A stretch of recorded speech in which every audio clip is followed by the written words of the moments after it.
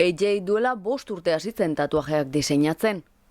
Marraztea bere pasioa da eta Beijing hiri ona da estudio batean lan egiteko. Bere lan batzuk erakutsi eta beltzarekin bakarrik egitea gustatzen zaiola kontatu digu. Pandemiak ordea erabat geldiarazi du bere jarduna, hondamendia izan da beretzat. Normalean 15 tatuaje egiten ditut hilean, gutxi jota 10, baina pandemia dela eta 3 hilabetean ez dut bakar bat ere egin. Oraintxe hasi gara berriz Beijingen kaleak ireki dituztelako.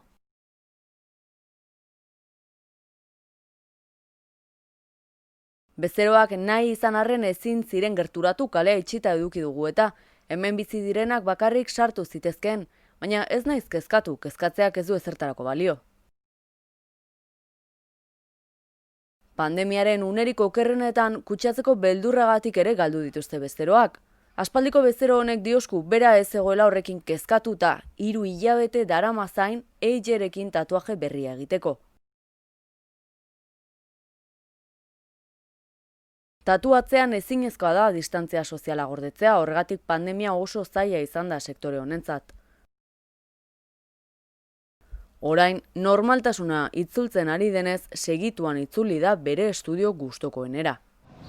Beijingen duela 4 hilabete baina gehiago hasi ziren horrelako kontrolak kalen sarreretan jartzen eta orain pixkanaka hasi dira kentzen batzuk. Oso arraroa egiten da barnera txartela erakutsi gabe eta temperatura hartu gabe sartu ahal izatea. Pixkanaka hortaz oso poliki, baina ari gara normaltasunera itzultzen eta gutxienez tatuaje estudioentzat egoera hobetu da.